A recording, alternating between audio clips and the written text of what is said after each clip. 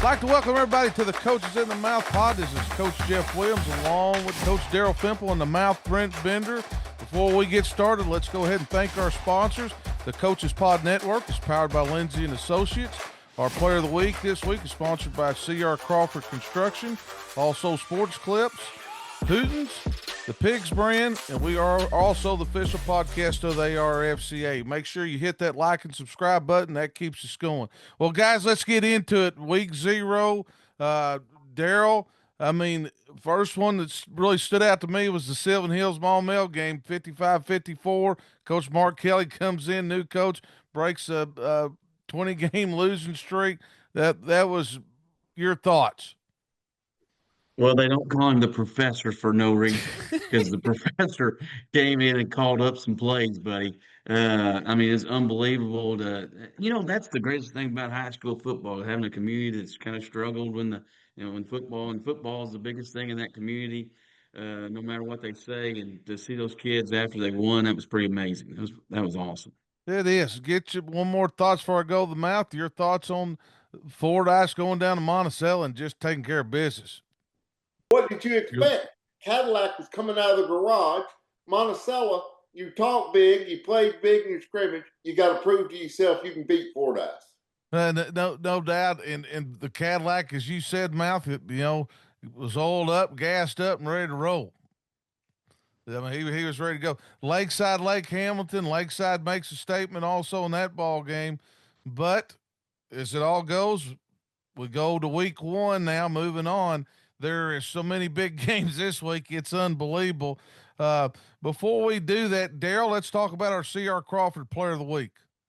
Man, this is a no-brainer right here. This is the aftermath of breaking the 20-game losing streak. Tyler Hampton is going to be the quarterback from Sylvan Hills.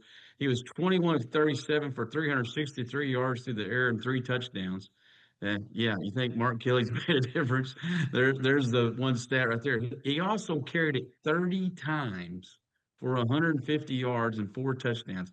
So he had 513 yards of total offense, and he accounted for 7 touchdowns. So Tyler Hampton's going to walk away with our Player of the Week, buddy. There it is, C.R. Crawford. That's sponsored by C.R. Crawford. You know what? They make things that last, buddy. Just kind of like Tyler's performance, man.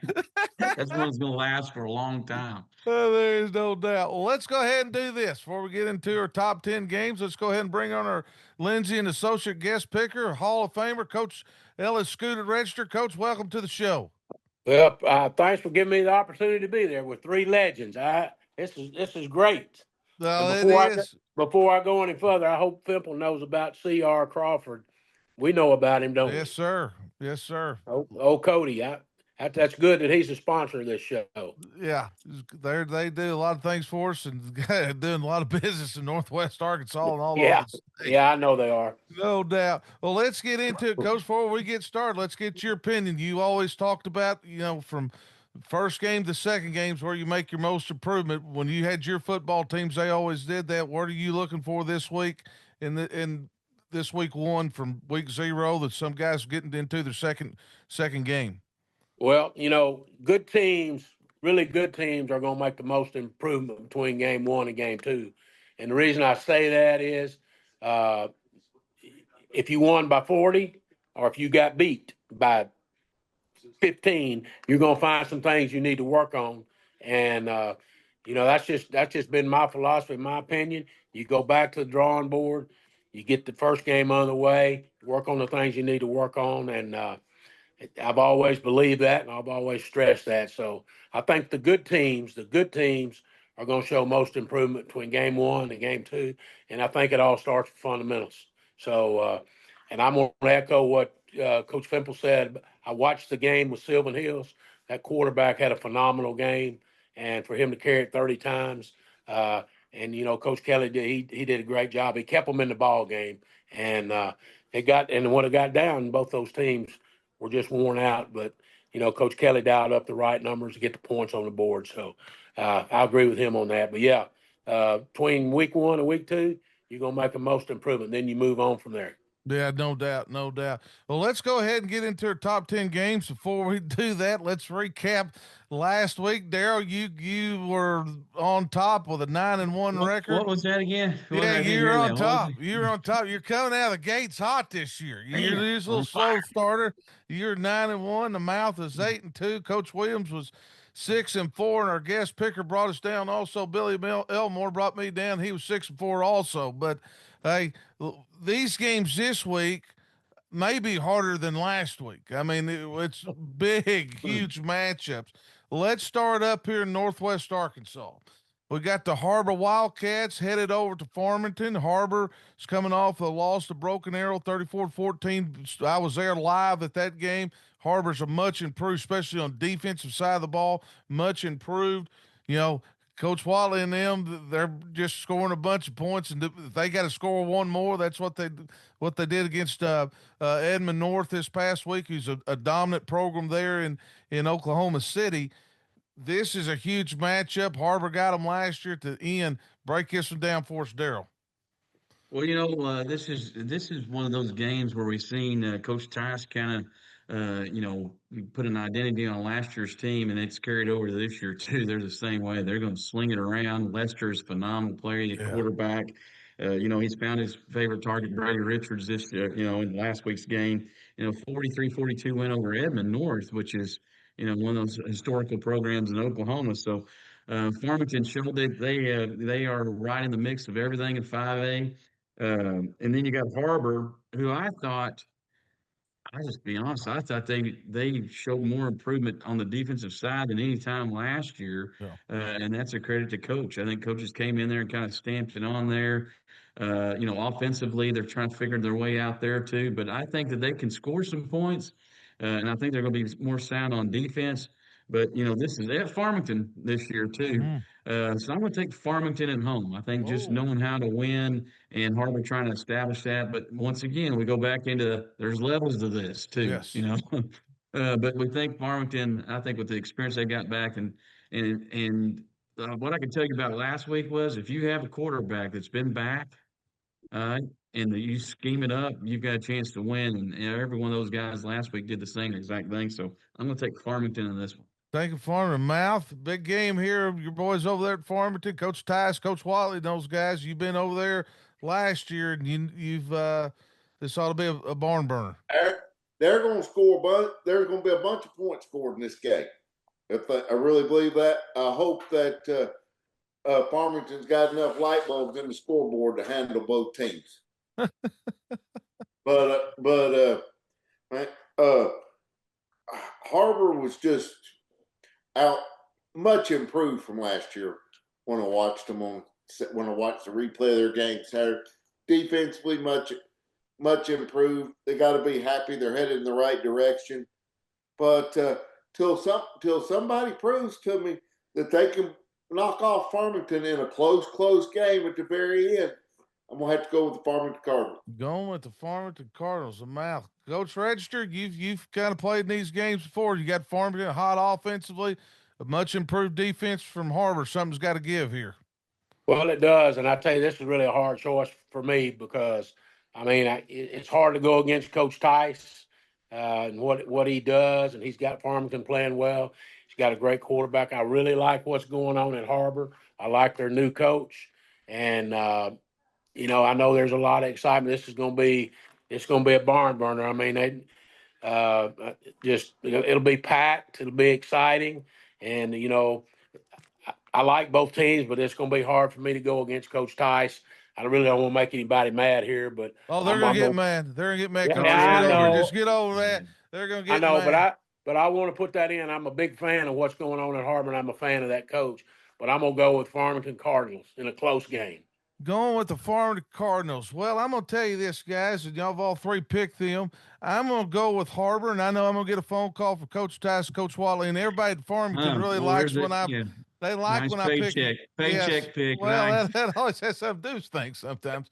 But the Cardinals, they like when I pick against them because they usually prove me wrong. I think Harbor defensively is going to come in and do some great things. Obviously, they're going to, Lester, you can hope to contain him. but let's see where they're at offensively bouncing back this week. I'm going to go with Harbor in this one. I'm going to go with Harbor. All right. Here's the thing about that game, too. Last thing on that game is how many times Farmington can score on a broken play.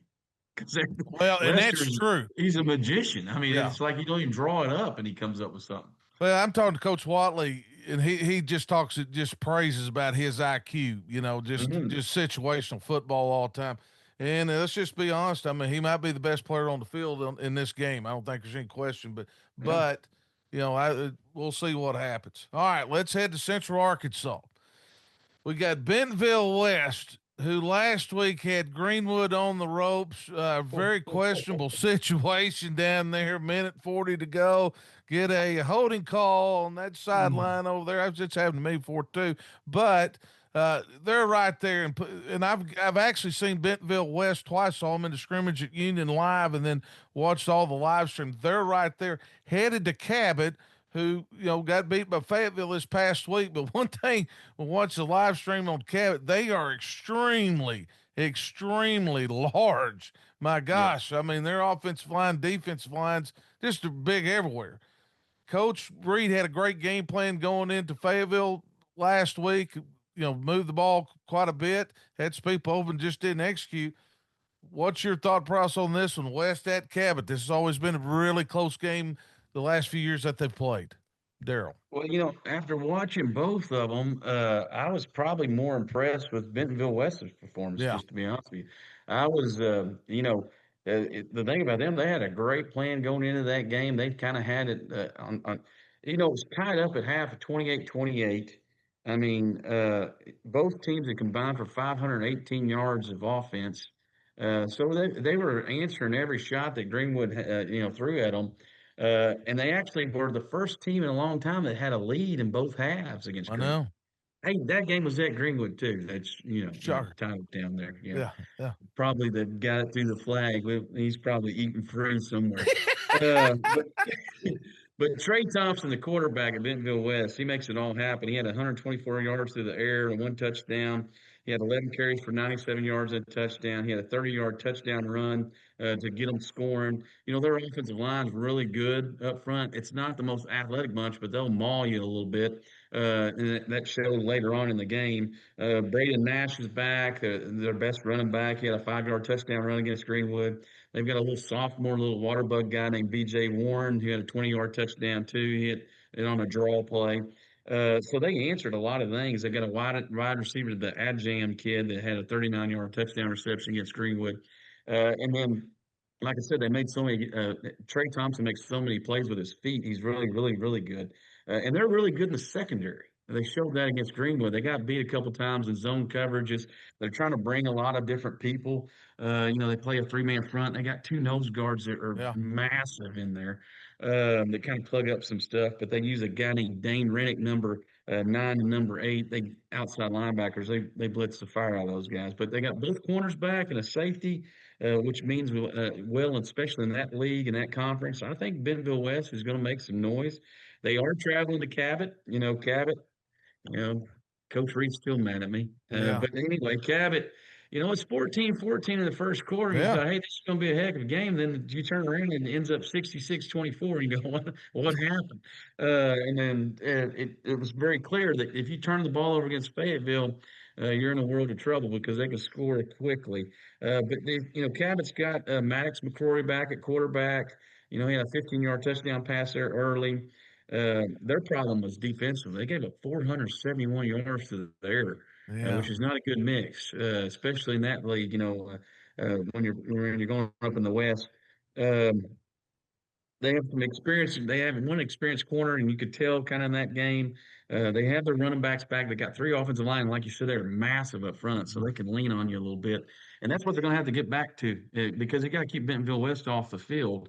But I think Bentonville West is going to shock Cabot.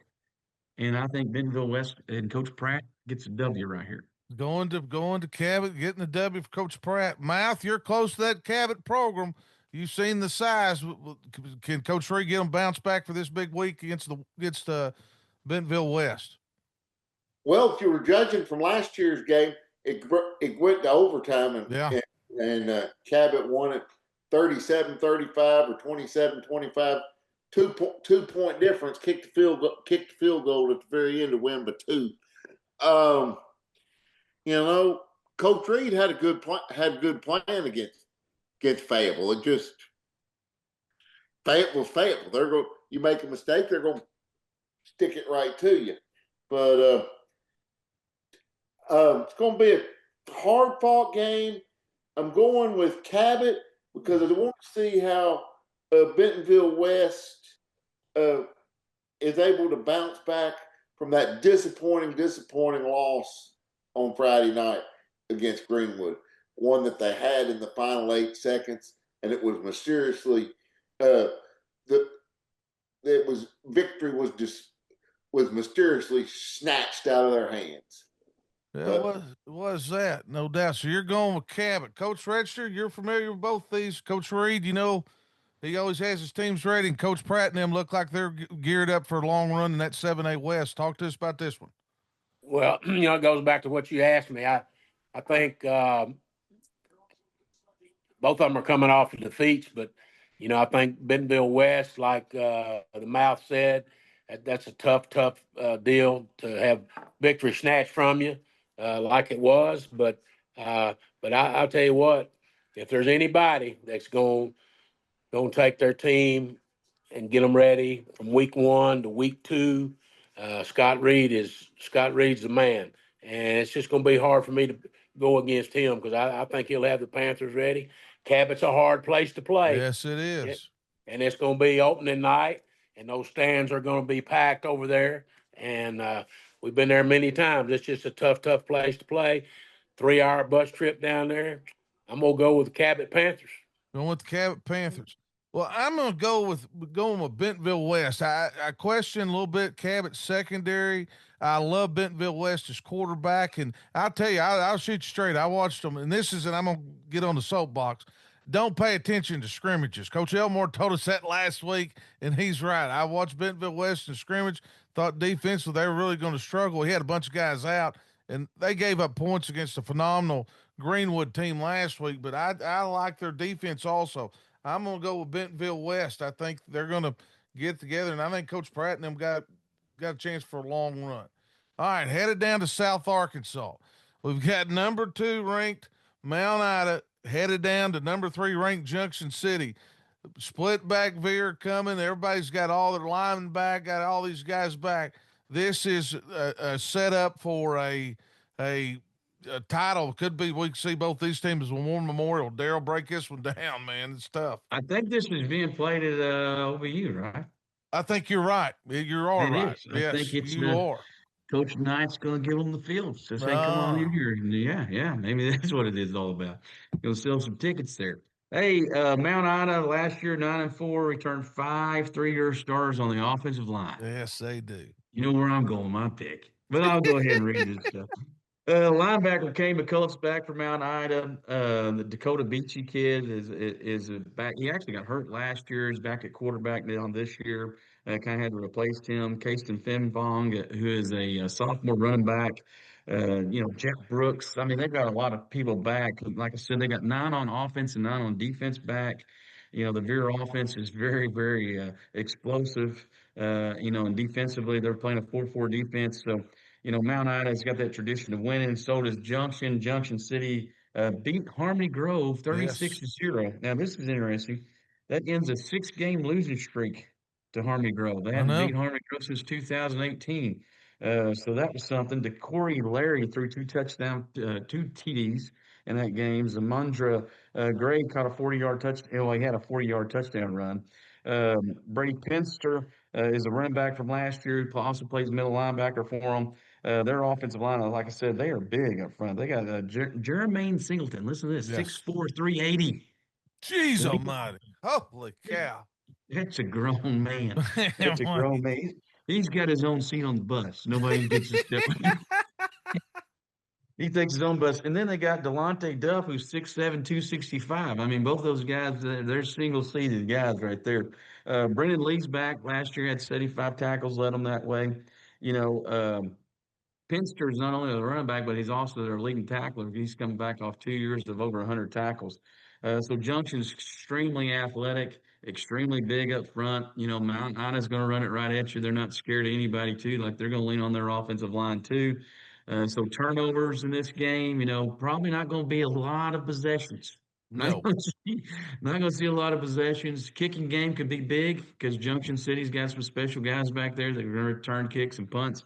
But in this game, you know, this is probably the hardest pick game I think so. because you don't ever know.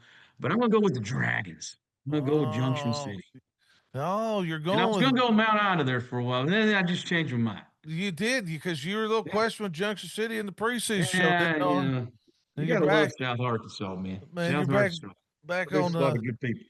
Coach Ball and them get back on their bandwagon. All right, You Mouth. know, Yeah, he does. Mount Ida at Junction City. Junction City. I mean, they're going to be playing at OBU, but both of this game might be over in 15 minutes. Mouth, what's your thought process? I've got a prediction. There'll be no one in either Mount Ida or Junction City No, sir. at 4:30 in the afternoon. I can Yeah. promise you that. And OB Cliff Harris Stadium will be full on both sides. What a matchup for the first week week one for the season. You know, Junction City is just gigantor on their offensive line. You got a 6'7", 275 and a 6'4", 370. They take up the whole bus side when they get on. But I'm going to go with should be a great game. There may be 4 possessions, but I'm going with the Dragons. Going with the Dragons. Mouse going with the Dragons. Coach Reg, this ought to be old school football here. Split back veer, a little wing tee, got all kinds of things going on here. Break this down for us. Yeah, this is one that you know, one of my favorite terms is slobber knocker, and it's Yeah. going to be that. And you know, I think both teams are well coached. Both teams have. It's going to come down to the trenches, offensive line versus defensive line. But you know, both of them are strong up front offensively. But I think the key to this game is going to be special teams, and so you know, they're. I think that's going to be the big difference. There's going to be one of them's going to have a big play out of special teams, and I think Junction City might have the edge there. So I'm going to go with the Dragons. Going with the Dragons. I'm going to go with Mount Ida. I'm going to go against the grain here. I like split back veer, and I like those 5 offensive linemen to probably, they're going to have to, that veer can, that size, the split back veer can really make that equal that deal out. I'm going to go with Mount Ida on this one, just on the fact that I like the 5 offensive line. Coach Ball will have them ready to go. Should be a great game. Should go either way. All right, headed up to North Arkansas here. This is why I say this. They're going to play here at a neutral site. We got the Prescott Curly Wolves at Salem. Salem last week pretty much dominated Pocahontas. Prescott coming off a big win. Prescott's a lot of new faces on that ball club. Talk to us, Daryl, about this big 3A matchup. Well, you got Prescott beat Crossett last week 45-8. KJ Page had 26 carries, 191 yards. The other running back, the two-handed monster back there, Caden Gleason, had 9 carries for 60 yards and 3 touchdowns. Dalton Stockton, the new quarterback, was 11-15 for 102 yards, threw 2 touchdown passes, one to Wes Cornelius and one to Mario Monk. And he also ran for a touchdown, too. Defense is where the Curly Wolves laying lumber, baby. All right, listen to this. They had Justin Culp had a 14-yard fumble return for a touchdown. Owen Glass had an interception. Wesley Rush had an interception. Sean Tribbett had an interception. They held Crossett to 98 yards rushing, 36 yards passing for 134 yards of total offense for Crossett, and 5 turnovers in that game. Yeah, it's old school, baby. That's Coach Glass right there, man. Yeah. 58-7, buddy. Early Wolves, stand up nation. Salem, on the other hand, beat Pocahontas 28-8. Pocahontas tried everything in the book. They even did the old onside kick to start the game. I like it. They actually got it too. But they ended up getting beat. Pocahontas got beat 28-8 by Salem. Caden Brink scored a couple touchdowns in this game, had a 36-yard touchdown run from the quarterback, Jackson Taylor, who I'm going to tell you, they got in the gun a little Yes, bit. sir. Big guy, he's messed around with the gun a little bit, and then it didn't work a couple times. He's like, screw it, let's go back to what we do, and they did. Fair threat would actually caught a 32-yard touchdown pass to hit the big tight end down there towards the goal line. Cole Stillman, 6'6", 215 on a 6-yard touchdown pass from Jackson Taylor. They looked really good on both sides of the ball. I thought their offensive line still really, really good. I mean, if there's better two pulling tackles than what Salem's Yeah. got, I mean, those dudes, they're good. And when they show up, they're not real happy with you. I don't know if they're tired and they want to fall down on somebody, but they do a phenomenal job of pulling. Kagan Sanderson's back, the defensive end from last year. They had 16 sacks on the year. They looked really, really good this past week against Pocahontas.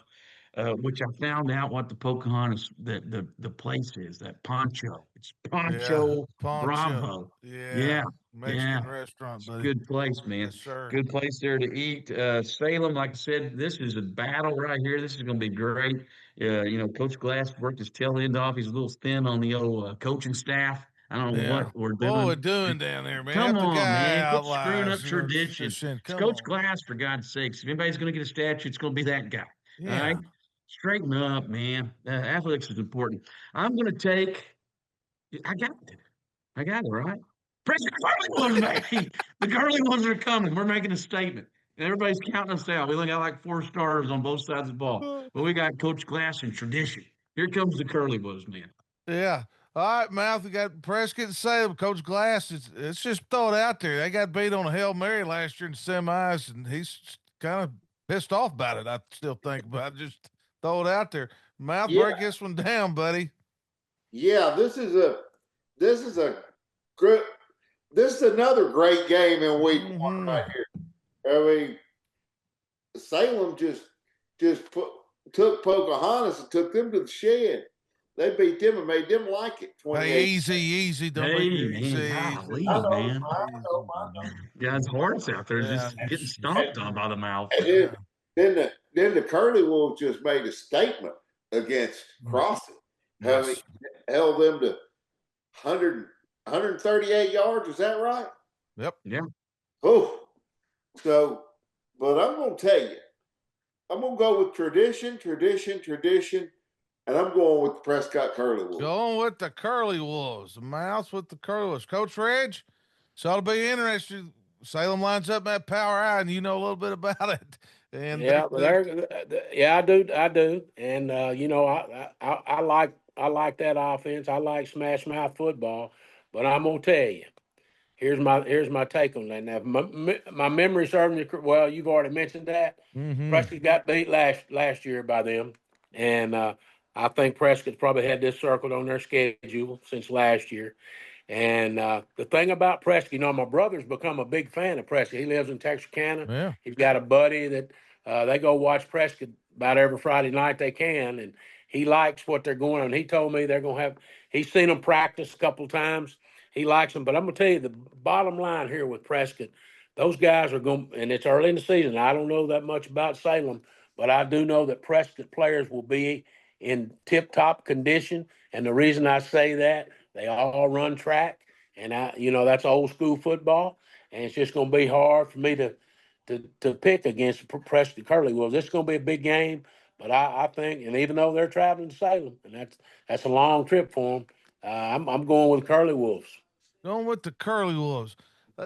And I love Coach Glass, and I think they're going to be better at the end of the year than they are right now, just because of so many young players. I'm going to go with Salem. I think they've got a lot of experience with so many guys back, and but that motivational factor, Coach Reggie, you know how that is. When somebody ends your season, you remember it the next year. But I'm going to go with Salem in this one. I love Coach Glass and what they do, but I just think just experience could be the difference in this one. All right, headed over to God's country. You got Rivercrest Colts at Gosnell. Gosnell's a team everybody in that league is talking about. Had a big win last week, and everybody's talking about Gosnell really that has a chance to have a phenomenal year in that conference. Rivercrest, Buda Harris. I mean, enough said. Daryl, break it down for us. Well, Rivercrest breaking a new quarterback, Jaden Young, the Swiss Army knife. All Mm-hmm. right. This guy had 87 tackles last year, almost averaged 40 yards of punt return, kick return. We're going to move him to quarterback this year, too, so we can take advantage of him. Worked on passing all this spring and summer. Buda Harris is back, 6'3", 180, 51 catches, over 1,000 yards, 13 touchdowns. Uh, Takiah Sanders is going to fill in at running back too. He had 71 tackles last year. Offensive line's back for Rivercrest, which is huge. Defense, the biggest question mark on the defense is in the secondary, but you got to think of all the skill guys they got. Like I said, they're going to play their quarterback at safety.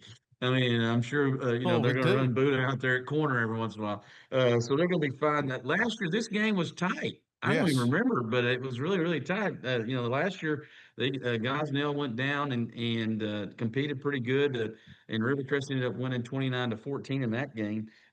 This is at Gosnell. Gosnell has got 8 offensive players back from last year, 7 on defense. They beat Greene County Tech last week, 40-26. Isaiah Demerson's their quarterback who's back. Colin Young's back. I mean, they got some explosive players. Jay Jacobs is the big guy. That's the Yeah. one that he had 6 interceptions last year too. He's their leading wide receiver that's back. He's got some Division I people that are chasing him. Got a big offensive lineman, Thomas Reddick, 6'4", 325. The defensive ends are both back from last year too. J.D. Young, their leading tackler at the linebacker position's back with 68. So Gosnell's got a chance here to Yeah, make they kind of a do. statement here. Rivercrest breaking a new quarterback didn't play last week either. That's kind of good. We got a new coach too. We only got him for like Yeah. 3 weeks. Coach Fleming steps down. So, Rivercrest, this is a good eye-opening experience. Of course, I think Rivercrest will be ready to play in this game. I think Gosnell's kind of, what's going to happen when things go bad in this game. Do we revert back to what's happened in the past, or are we ready to take the next step? But I'm going to take Rivercrest in this game.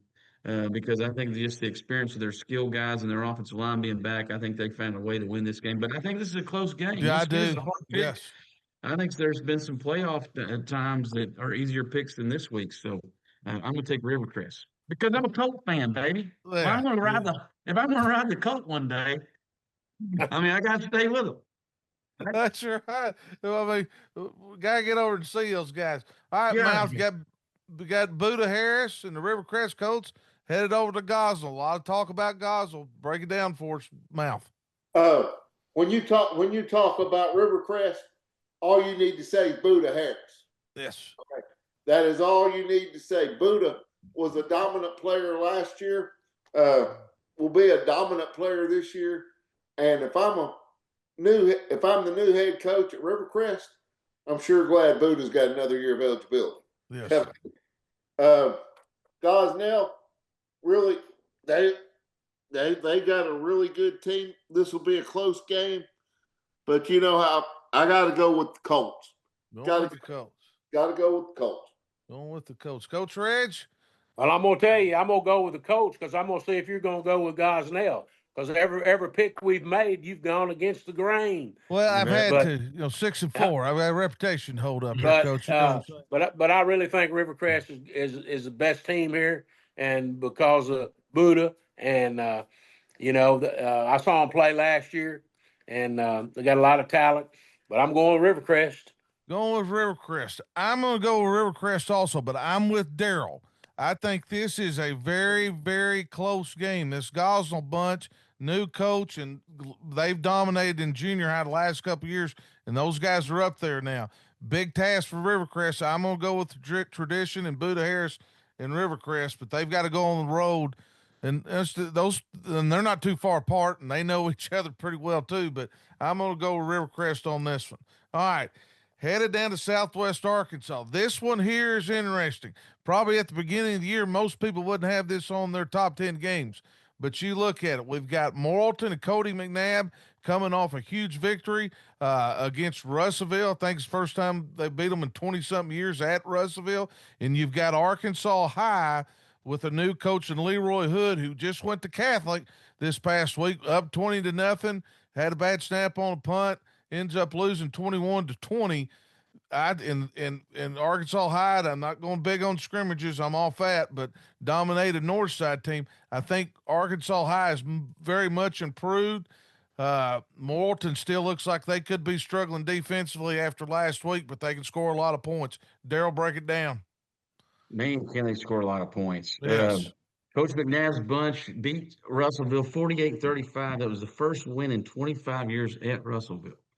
First time they've I ever went on the know. road and actually win there. Maddox Berry's back. He was phenomenal last week. Wasn't probably as sharp as you'd like him to be. They had some, especially in the first half, they kind of struggled a little bit getting started. They have three starters back on the offensive line, led by Hayden Johnson. They had Chant McNabb, Marcus Sandage, Dante Cox. But the difference in Morrilton this year is, man, they got a two-headed monster in the backfield. Yes, they They do. got this little Criswell kid. He had 228 yards rushing with 3 touchdowns last week against Russellville. Keaton Robinson also almost went over 100 yards too with a couple touchdowns. Russellville actually scored on the first play on offense. They actually had a 42-yard run by Braden Criswell after Russellville fumbled it. They also hit Sandich seconds later on the 45-yard middle screen that he took to the house. Then Sandich returned a 96-yard kickoff return after Russellville score. And then Robinson punched one in from 6 yards out. Criswell took a 65-yard draw play against Russellville up the middle. Then he had another 62-yard draw play up the middle. And then he ends up with a 50-yard. So he had 3 runs over 50 yards against Russellville. He is electric. And I'm telling you, it doesn't take much to get him into space. And when he gets into space, it's unbelievable. He had 278 yards and 4 touchdowns. In 11 plays, Morrilton scored 20 points. Yeah. Jeez almighty. Yeah. Now, Golly. let's talk about defense here. We had a little Yeah. problem. The quarterback power hurt us a little bit. We really can't stop anybody running the ball. We are a little better defensively than we were last year. And like I said, look for improvement there because offensively, man, they can put up a ton of points. Morrilton can. Texarkana. Hey, this is old McGee Al guy. Yeah. Coach Hood down there, he knows a little bit about winning. I think he won 2 as a player. You can see his stamp. They're much better. I mean, they're much better offensively. They got 2 quarterbacks they're trying to play right now. Braylon Thompson came in, big left-handed kid, had a 6-yard touchdown run. They had 2 runs by Tony Noble, a 4-yard touchdown run, and a 5-yard touchdown run against Catholic. I don't know if you've seen how Catholic won. I mean, Yep. only the Catholics can throw a Hail Mary. I with know. 8 seconds Amen. left. I mean, Amen. that was unreal, and rips it away. I mean, the guy makes a great play, but there's 3 kids there, and he ends up with the ball somehow. I mean, War Memorial. I mean, I don't know. I mean, they should have a big sign there that says, "Hey, good luck there." So the extra point ends up beating them. That bad snap occurred with 40 seconds I left. know. They caught the pass with 0. So Texarkana, like they showed a lot of fight in that game. I thought defensively they played really, really well. But this is kind of a new monster that they're going to see too. This many skilled guys coming at you offensively. I think if they get in a shootout, they're in a world of trouble, and I think that's what Morrilton wants. And so I'm going to take Morrilton on the road. But once again, I think this is a closer game. Oh, I do too. I think this is a closer game. Yeah. All right, Mouth. Morrilton, Coach McNabb, and Coach Hood at Arkansas High. That'll be a great one. Oh, first of all, let me say what a great job Coach Leroy Hood's done at Texarkana in the short 6 months he's been there. Yeah. It appeared to me Friday night that he's turned the culture around, even though they lost in a bad way with a bad snap and a Hail Mary. They're headed in the right direction. Texarkana's got some athletes now. There may need some more bulbs in the scoreboard in Texarkana. Is it at Texarkana? Yes, sir. Yes, sir. Mhm. They made to make sure they got new light bulbs in the scoreboard because they'll probably both score in the 40s. But I got to go with Morrilton because Maddox Berry is just electric, and he's got a lot of weapons on that offensive side. Yeah, he does. All right, Coach Rich, you know how tough it is to go to Arkansas High. I mean, you've been down there a few times. Always tough to win there. Morrilton scoring a lot of points. Defensively, still questionable. Your thoughts? Well, I want to say this. Catholics won a lot of games on Hail Marys, and Yeah. I've been there, and we won some. But until you're inside that culture and really know what's going on at Catholic, it's different. It's different. Those kids play hard. They believe they're going to win. But I also want to echo what Coach Hood's done. He's really come in. I'm telling you, Texarkana was the lowest of the low Yeah. before he got there. And for the first time in 4 years, my brother's actually going to go to the game. And, he's a former principal there. Yeah. So he's been down on them. But there's a lot of excitement in Texarkana. And, they lost that game at Catholic. It was they had the game won, and they got a bad snap on the punt. All they got to do is punt the ball. Catholic's not going to score. Yeah. But, and they tackle the guy back there. And, I mean, that's just kind of the way things happen. And they're going to have to. That's a pretty tough pill to take. They were up 20-7, and got beat 21-20, and so it's going to be tough. It's hard to, but Marlton's loaded, and I just think that Texarkana might be a little bit undermanned here, but they did hold for 85-90% of the time the other night they held Catholic. But I will say, and here's another key ingredient. Catholic had a running back that rushed for 160. They had two quarterbacks that each rushed for 100. So Texarkana gave up a lot of yards on the ground. And so to me, that's really the difference. And so I'm going to go with Marlton Devil Dogs. Coach Fred's going with Morrilton. I think that, boy, I've been back and forth on this one. I'm going to go with Morrilton, but I'm going to tell you that this could be an upset special written all over it. I mean, just on the fact is, Morrilton defensively, they, to make a long run, which everybody expects them to, they've got to improve, but they've been known to win these shootouts. I'm going to go with Morrilton, but Coach Hood will have those guys ready. They're opening up, and I'm telling you, Coach Register could verify that. To me, that's one of the toughest places to win a football game is at Arkansas High when they're confident, and I think Coach Hood will have them ready to go. But I'm gonna take Morrilton just on a little experience and where they're at as a program right now. All right, Yeah. Couldn't agree more. Yeah, headed over to God's country. We got Valley View, who's top in the East, obviously, against the New Line offense and Searcy. You just don't call them the New Line offense anymore. Defensively, Daryl, their front seven is probably as good as anybody I've seen. Two defensive tackles, defensive ends. Their linebackers are unbelievable defensively, and they're really carrying them. Talk to us. This thing could go either way, even though Valley View dominated them last year. Well, Valley View beat Poplar Bluff this week, 35-18. Carter Wallace had 4 touchdowns on the ground. That's a running back from last year. They're kind of breaking in, playing multiple quarterbacks right now. Yeah. Can't really find one. They had a kid that moved in from Jonesboro that kind of finished up. I thought he played really well in that game. But Carter Wallace had a 22-yard touchdown run. They had a punt return by the Jones kid. 80-yard touchdown off a punt return. Wallace had a 3-yard run, a 12-yard run, and a 2-yard run, and that pretty much set up how they scored. They didn't have a lot of large sustained drives, but they didn't really need to. I thought defensively they played really good. Poplar Bluff, though, they were a little bit outmanned. I think Valley View outmanned them pretty much. Searcy, extremely impressed with Searcy. First of all, Searcy got some lights too, man. And they're going big time. They got these flashing lights, yeah, when you score. Yeah, but you're talking about the defensive front. I'm talking about Karan Carter and Jaden Simmons. Yeah. Those guys are immovable objects, is what I call. And they can move. They get, I mean, you can't pull. You pull a guard, they just blow plays up. It's unbelievable. They get underneath you. They beat Batesville last week, 45-7. Our guy, you know how he is with quarterbacks, man. He's got one. He's got a sophomore quarterback in Jacob Miles. You could tell that Coach Clark did a great job of making it easy. He threw a bunch of bubbles to start the game, and as the game rolled on, they moved him a little bit, let him run some, and then he got loose and started throwing it across the middle of the field. Miles was really good. His first score was a 62-yard touchdown pass to the Will Manning. Will the Thrill Manning Oh is, yeah. yeah, I like it. I like it. And then his second score was a DeAndre Shockley, who they play at running back too, number 2. He had a 64-yard touchdown on a punt return. Then Miles hooked up with Bryson Thompson for a 25-yard touchdown pass.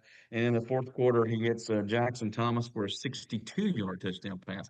So as the game rolled on, I think he got really, really comfortable. They're really good on the offensive line too.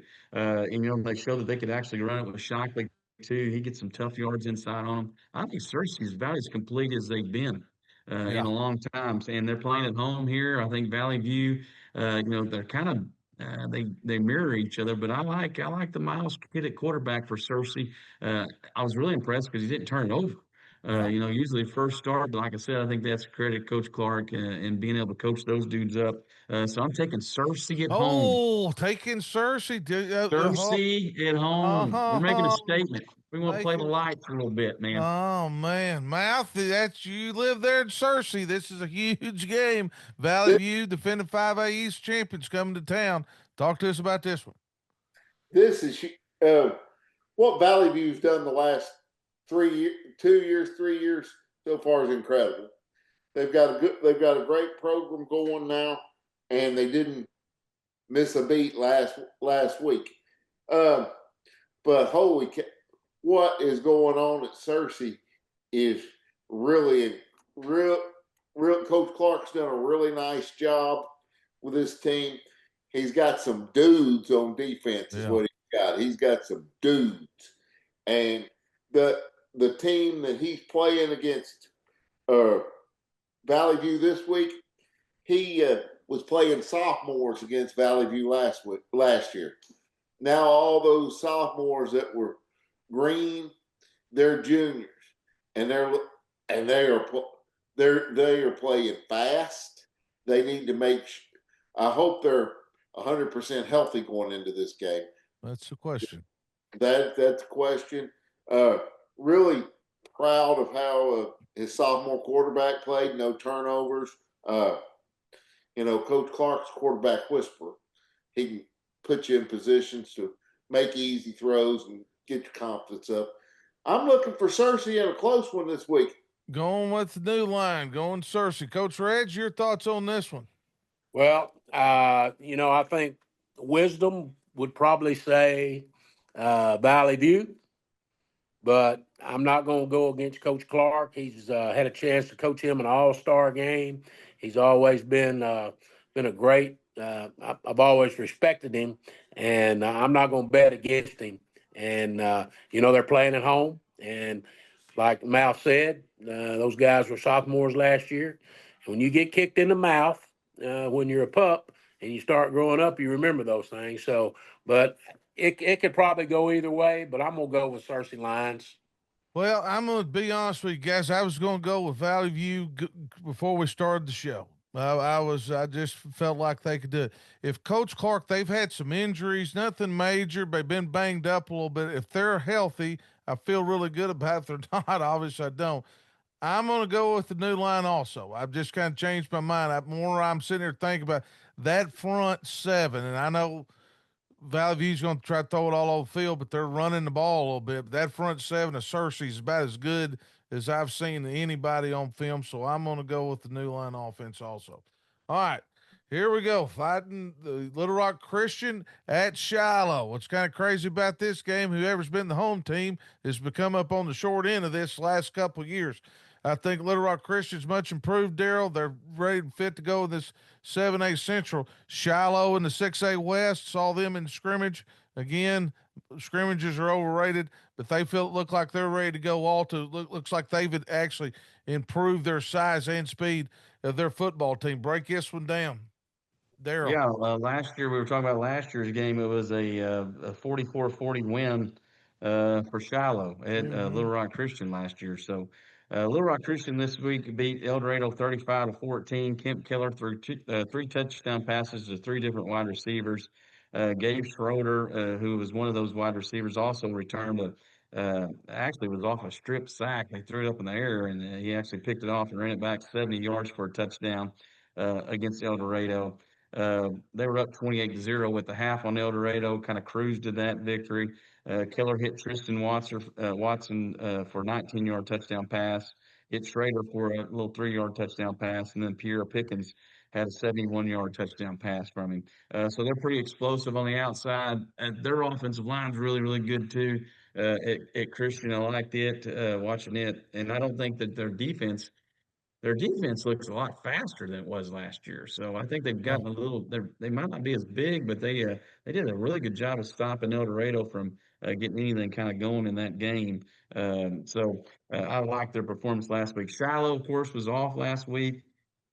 Coach Barnard is 64-10 at Shiloh Christian, by the way. They have 7 on offense, 7 on defense back. They played 2 quarterbacks last year, and Cole Creighton and Jake Bondenston. And Bondenston, is that how you say that, I guess. He was their leading passer with 1,586 yards through the air. They got Griffin Mason back, 1,700 yards last year. Offensive line is back. They're kind of breaking some new guys in up there, too, so that it could be a little bit different offense than we've seen in the past where they just could pound it with Mason. But I don't think they're getting away from that. Then they got the super sophomore. He was a freshman last year, Mad Max Eldridge. Yes. Mad Max had 462 yards on the ground, 7 touchdowns. He played safety last year, had 71 tackles. They're going to move him to linebacker. Yeah. Like his dad. His dad was a linebacker. It sure you know? was. I Yes, coached he that was. guy. Yeah, I bet you did. Yes, Yeah. I've heard that story before. Chandler Kemp and the Slider kid are both back on the outside. They have 3 starters back on offensive line, and probably the most heralded one is Maddox Wilbon, who comes in there. So they're pretty good up front. Defensive line wise, they got Xander Gonzalez back, 27 tackles. Ethan Brown had 49 tackles, and then the All-State safety AJ Yelman is back with 91 tackles and 4 interceptions. I think Shiloh, just looking at everybody that's played this past week, I really like Shiloh Christian, Yeah. especially in their conference play. Christian is traveling up to Shiloh, and like we said, that didn't mean anything in this series. But I'm going to take Shiloh to break the streak and win the home game. Win the home game. All right, Win the Matt. home game. All right, Matt. This one here has been always close. Your thoughts? Well, Little Rock Christian coming off a dominating performance, a really great performance against El Dorado Friday night. Shiloh is coming. This is their opening game. That's always scary when you're having an opening game against a team that played the week before, that played really, really well. But I'm gonna go with Shiloh. Going with Shiloh. Mouse going with Shiloh. Coach Reg, you've seen Little Rock Christian. You probably more familiar with them than we are. Talk to us a little bit about them and this Shiloh bunch. Well, I was shocked that Christian beat El Dorado as bad as they did, because I thought El Dorado, and I still think they're going to have a good football team. It was just, they just kind of dominated El Dorado. I don't know what it was, but and Mouth, Jeff, people down there in Union County not too happy, and another thing that makes I want to lean toward Little Rock Christian, because Shiloh has not played a game, and that first game you're going to make some mistakes. So, and here's the deal with me. Will Little Rock Christian really? They won. They beat a good team, and I don't know. Are they going to say, "Well, we're pretty good. We're not going to focus"? And sorry about that, guys.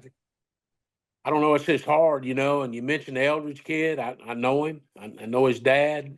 He's a great player. It's just tough for me to go against Shiloh Christian. But I think the real deal is going to be that Little Rock Christian's played a game and Shiloh hadn't, and it's been close every year. So for that reason only, I'm gonna go with Shiloh. I'm gonna go with Little Rock Christian. Coach Reg is going with Little Rock Christian. I'm gonna go with Shiloh. I think Clarence Hawley, the new defensive coordinator, former head coach at UAM, he's a legendary defensive guy, has come into that program this year.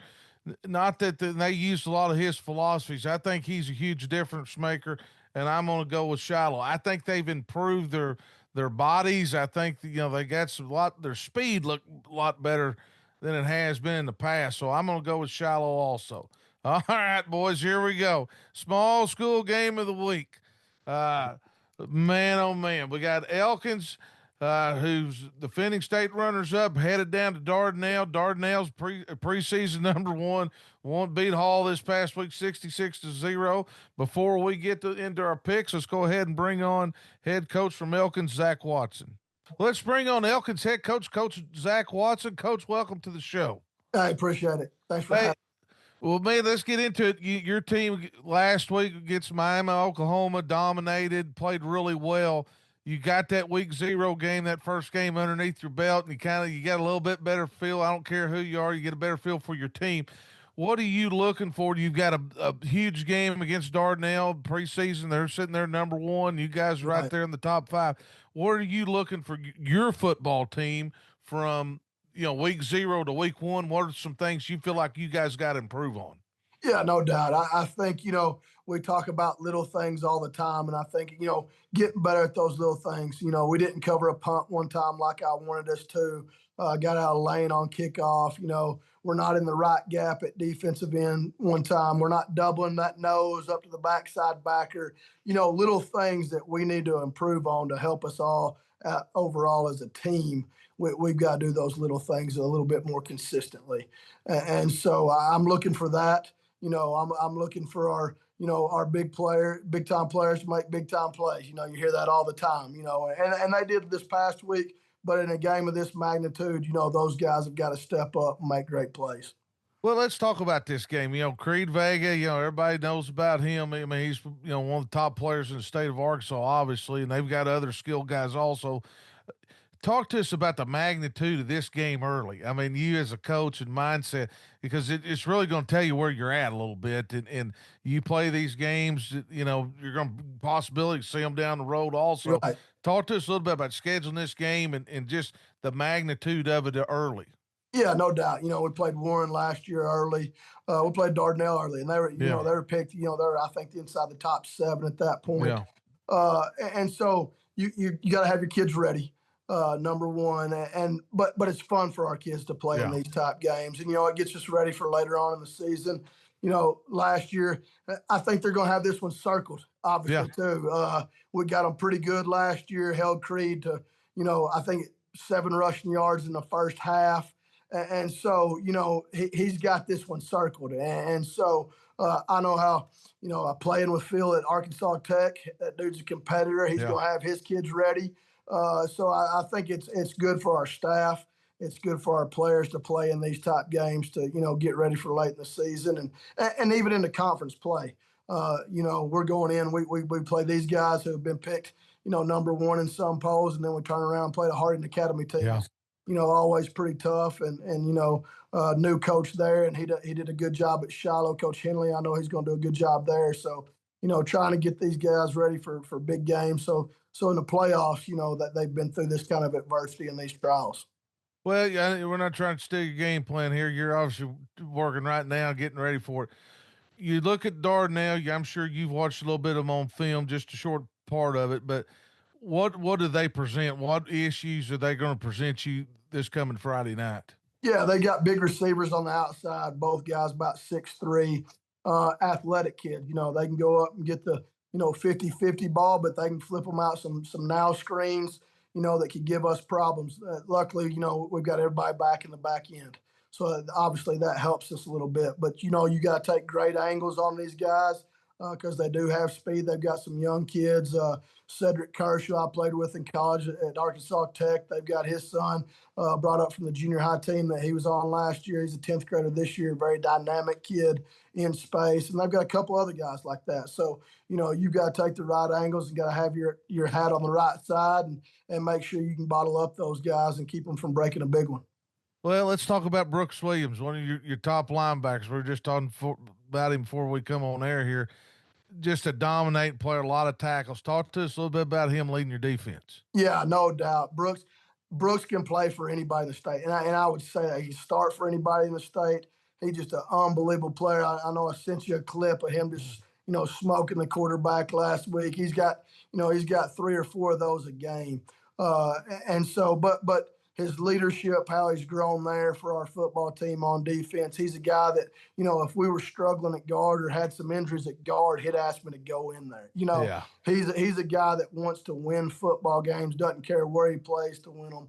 But just a guy that I think maybe a little bit under the radar in a lot of people's, as far as recruitment wise but just an unbelievable player. And then he had 8 tackles, 2 for loss, quarterback hurry. Then his brother, who plays right next to him, S.R. Williams, had a pick 6.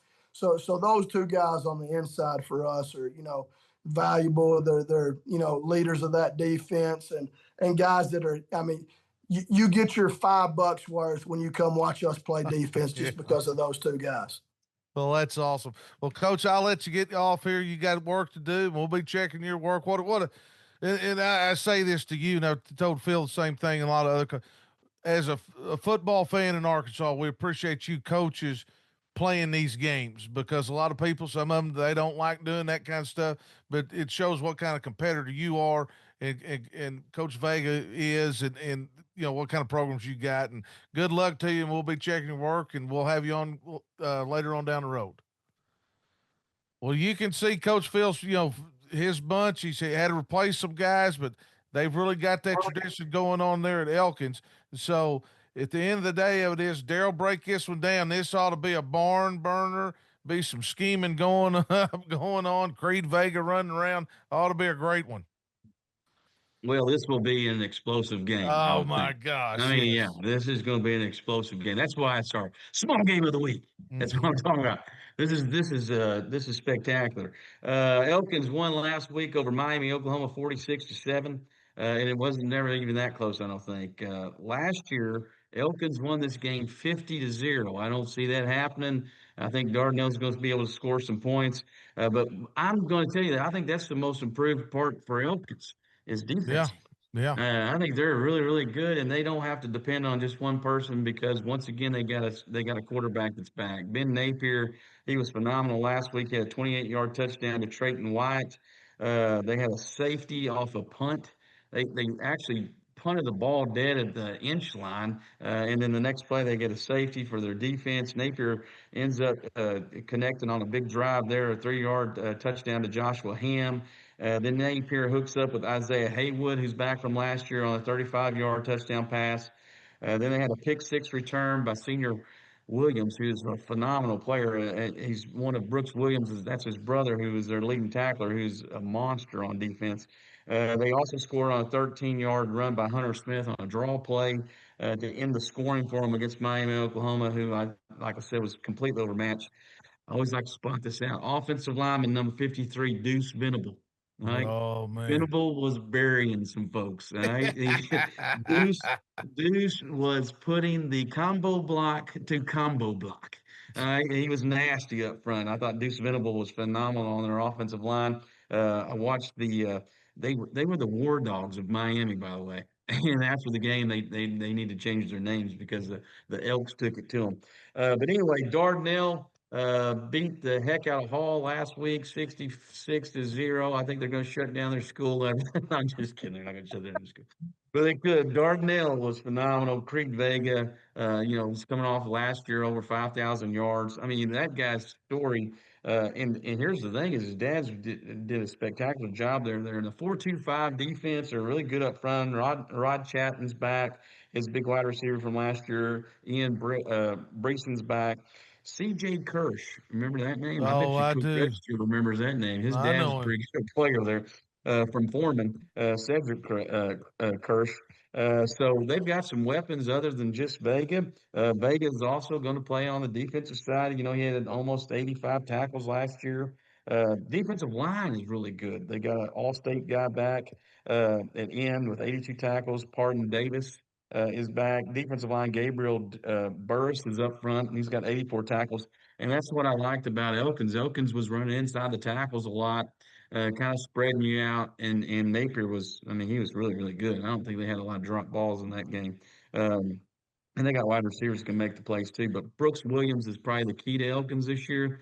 He's their middle linebacker. They bring him all the time from different spots. They're in the three front most of the time. They were up 32-0 at half here. This is at Dardanelle. And like I said, broken plays here are big.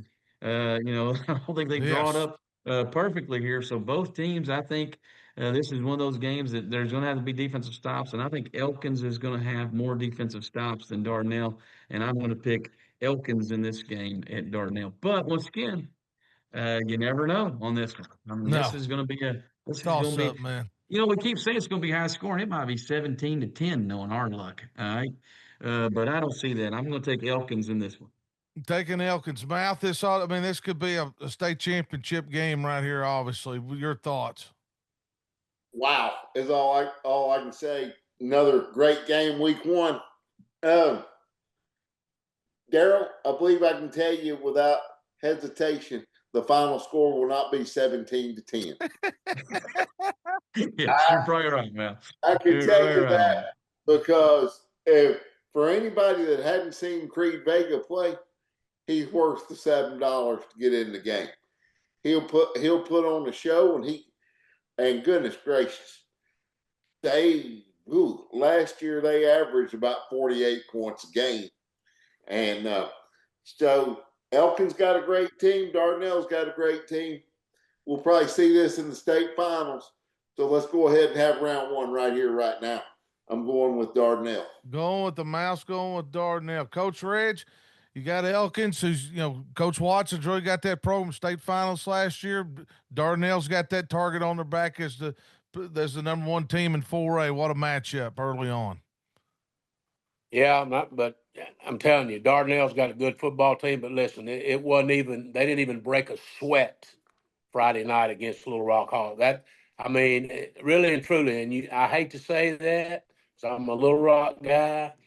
I coached at Hall, but that program is as low as it's ever been. And I think Coach Fimple said, I'm not sure they can finish the season because they only dressed out like 22 people.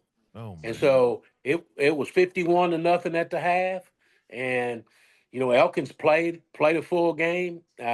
I like, and it's kind of a toss up. Yeah. And but I believe the old Elks are gonna stomp the Sand Lizards, so I'm gonna go with Elkins simply because Dardanelle did not have probably their practice is probably tougher than the game they played. Seriously, I'm just telling you. Right. I'm just telling you. I'm just telling you like I see it. Yeah, that's that. Well, it's true. And what did they get out of it? At the end of the day. So Coach Red's going with Elkins. I'm going to go with Elkins also. I think Coach Watson. I think Coach Vega and them that they've kind of they got beat 50-0 last year. It's kind of been circled up. We all know how that works if you're a competitor. I like Elkins because I think they've been in bigger games and bigger moments here lately, and they got a traditional win. This thing could go either way. I think it will be high scoring. If I don't think you can stop Creed Vega, maybe they can contain him, but I'm going to go with Coach Watkins and Elkins also. All right, big school game of the week. This is another deal right here. No doubt about it. This could be a possible state finals. These guys meet the semis, seems like every year. We got Conway and Buck James headed up to Bentonville. And before we do that, let's go ahead and bring on Conway head coach Buck James. Hey, guys, I appreciate y'all having me on. Well, you come off. Let's just get to it. You had your week 0. A lot of crazy things went on. You got a Jonesboro team. You came in this past weekend to Conway, very improved. Coach George really got those guys going in the right direction. You guys, kind of tied at halftime, boom, break it open in the second half. Talk to us. What'd you see on the film? I know you got a lot of corrections and things like that we were talking about before you came on air. What are you seeing after week 0 with your ball club? Well, I see that we got hit in the mouth a little bit. I tell you, Coach George has done one heck of a job. Those guys up front were very physical. They were very athletic. Have a running back that could play for anybody in the state of Arkansas. A quarterback's a good hand, big runner, good thrower. They're going to make some noise. They're good. They're a pretty good football team, much improved in where they were this time last year. you know, and we, you know, we got hit in the mouth a little bit, and that was good for us. And, you know, I didn't think we played particularly well, but at times we played really well. I mean, it was a classic first game for us.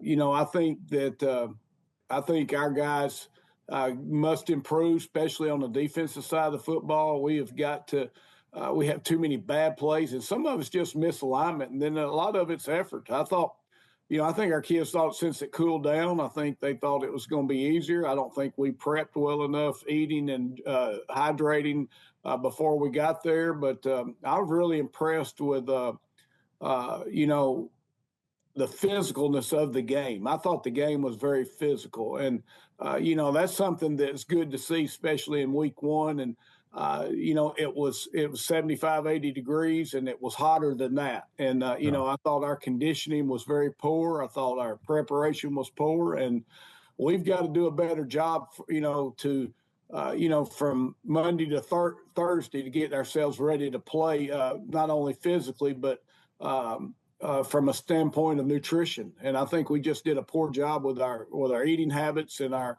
hydration.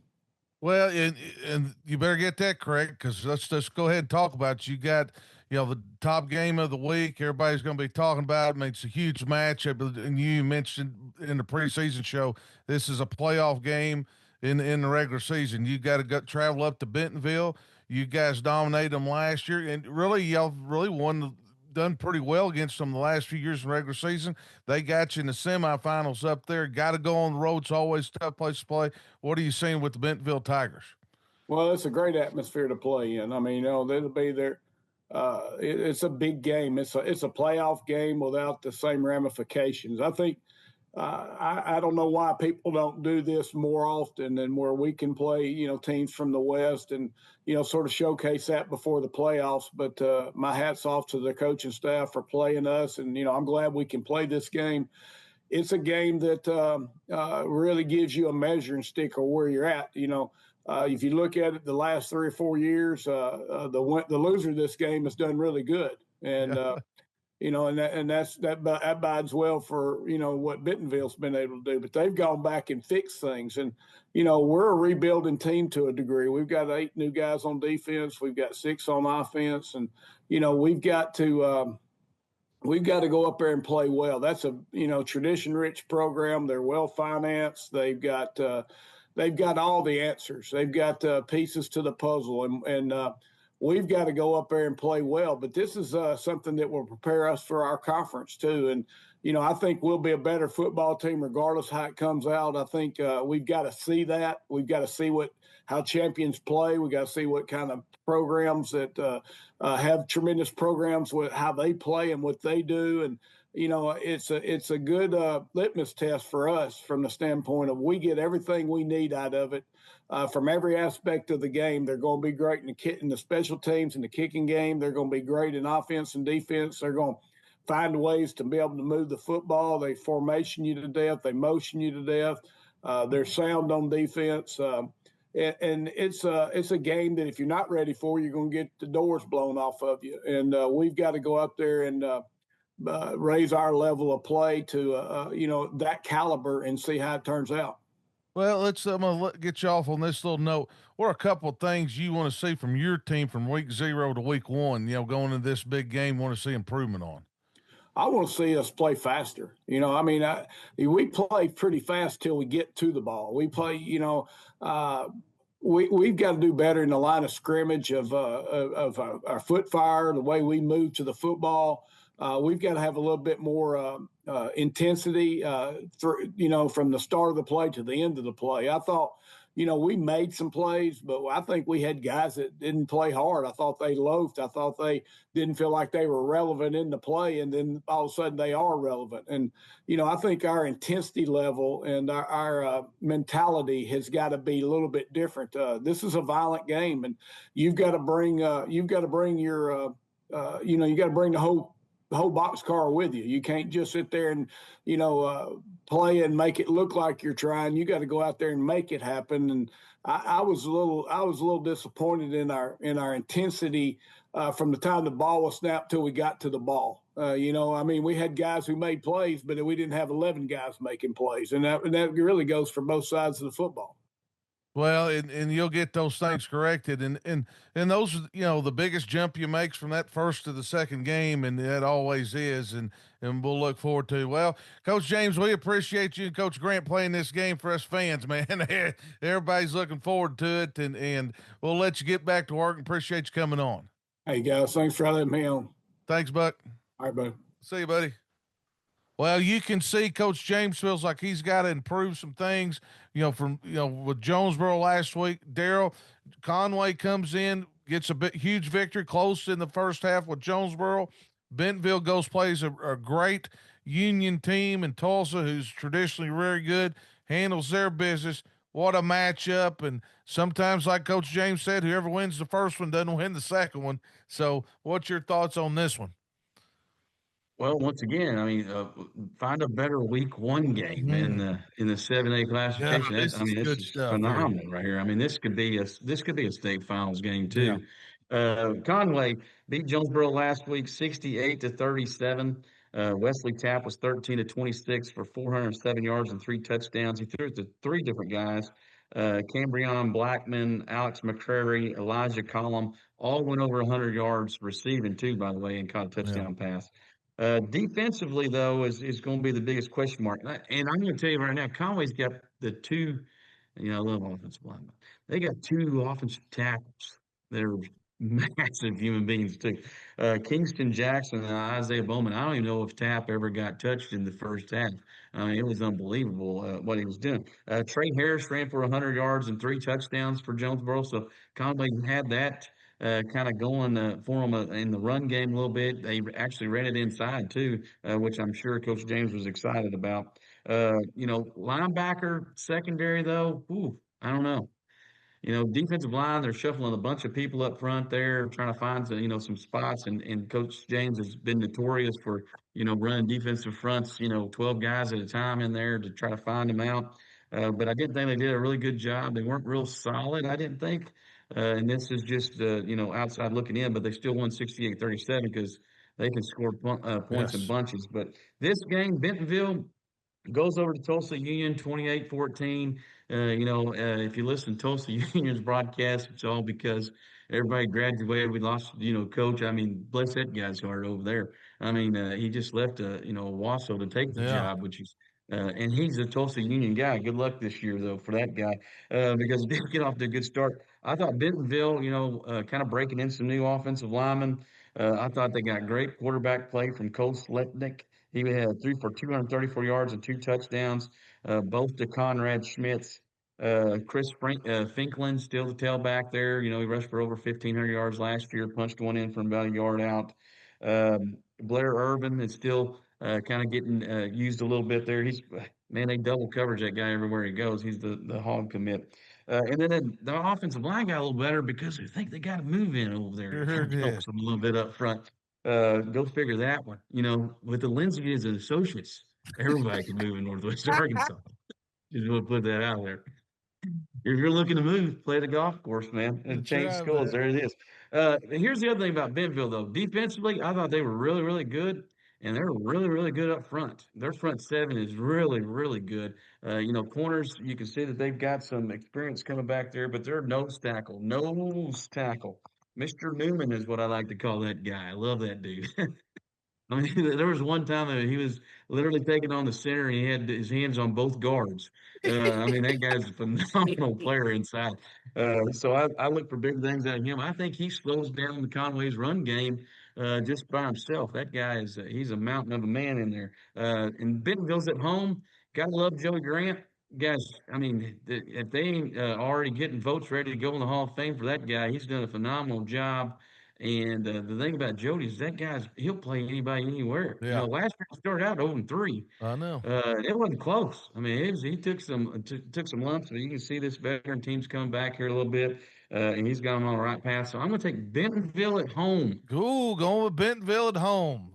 All right, Mouth, you're close to this one. You're close to Coach James and Coach Grant. You know these programs well. What a matchup. Whoa, the Mouth is torn. this just rips at my heartstrings because I like both so much, and let's just get one thing straight. They're both great coaches. Yeah. Oh yeah. And I talked to Coach Grant this morning. He said it's much easier to get on the bus coming back home 1-0 than it was last year after 3 games when I got on the bus 3 times and was 0-3. Yeah. He said they like me a lot more. His nose guard that Coach Pippen was talking about, he's an Air Force commit. He's one heck of a player now. Yeah. He can get it I don't know done. what cockpit he's going to fit in. I don't either. I'm trying I to mean, he's figure. going to fly one of them like B-52 bombers or something. I thought there was a weight and size requirement. Yeah. I mean, golly, that's a big fighter pilot right there. That was his NIL. Coach Tim Horton, who recruited him, I'm sure, he said, "We're going to get you a big plane, man." Exactly. I think Chad Hennings put an end to that thing that you had to be all to go to Air Force, right? Yeah. And Coach James comes off a big victory at Jonesboro, hanging 60 on the Hurricane. And they are just, we're going to see this matchup. This is only round 1. Yeah. Right here. We're going to either see each other in the semifinals or we'll see each other. How's the playoff brackets break up this year? Well, that's the way it'd work out. Gosh, I hate to say it, and I'm torn. But I'm going with the home team. I'm going with the Bentonville. Oh, he's going again. Ladies and gentlemen, this is the first time Mouth has gone against Coach Buck James in the history of this program. Wow, the Mouth's going with Coach Grant and the Bentonville Tigers. Coach Reg, you've been to Conway, you've been to Bentonville, you've been in both those arenas. You keep up with both these teams. This ought to be a huge matchup. We should see again, but it's round 1. What's your thoughts early on? Well, I think if Conway can withstand, because when they opened the gates at Bentonville, the last time I was there for a game, they opened those gates. They sound like a herd of horses getting to their seat. The fans are actually run to get to their seats. Yeah. And and then on top of that, the other thing about Bentonville is that little old dressing room in there where Conway's got a dress. We took. I mean, some of them have dressed like it's little, and I think that can have an effect, a mental effect on that. But I think if Conway can withstand, because it's going to be exciting, and Bentonville's liable to score early, and the band and everybody's going to be playing and all that. But I think if Coach James can keep them in the game mentally and have them ready to play, and it's a tough place to play. But I like Coach Grant. He's done a phenomenal job since he's been there. But I'm not going to go against Buck. I'm not going to bet against Buck James. I mean, if Bentonville wins the game, I'm happy for them. But I'm not going to bet against Buck James. I'm going to go with Conway Wampus Cats. Coach Red's going with Conway's Wampus Cats. I'm going to go back to something that Daryl talked about. I think Conway defensively still is a work in progress, especially in the secondary, and especially at linebacker. I think that, they'll get better and improve. But I just feel like this Bentonville team's got something special, and they're really on a mission this year. And it's like Coach James talked about, they've always had at least one big play guy. They've got multiple this year. So I'm going to go with Bentonville in this one. I think let's just break it down. Every time they play, it comes down to, besides last year's regular season game, it's come down to the last possession. Who takes care of the football, who does not screw it up in special teams and wins money downs, and this one is going to win. I'm going to go with Bentonville on this one. Well, guys, I think too that Bentonville is physical, man. They are. I mean, they are physical. And what happened yesterday? We watched some physical football yesterday on the old TV in college, and the most physical team won. Even surprisingly, how that happens. But I think Bentonville. I think they can be really, really physical. All right. I think somebody said something earlier about this. Buck said whoever is going to be 2 rounds. One Yeah. team whoever wins the first round may not win the second round.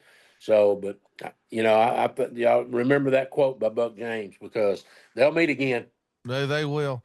Well, guys, before we wrap this up, just real quick here, little comments. We're going to make history this week. We've got the University of Arkansas playing Arkansas State at War Memorial. Now, I never would have thought I'd see the day. Coach Reggie, you've been around. I'm going to throw it to you. What's your thought process through this one? I mean, I think it's pretty cool. Yeah, it is. And, it's exciting for the fans. It's a sellout. Could very well be the last game that Arkansas plays in War Memorial Stadium for a long time, maybe forever. Yeah. I don't know. But, this is a huge game for Arkansas State. They've always wanted to play this.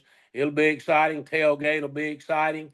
It's going to be a great atmosphere. Little Rock will be rocking Friday night. It'll be rocking Saturday morning. It'll be rocking on the golf course for tailgating. So it's a great atmosphere.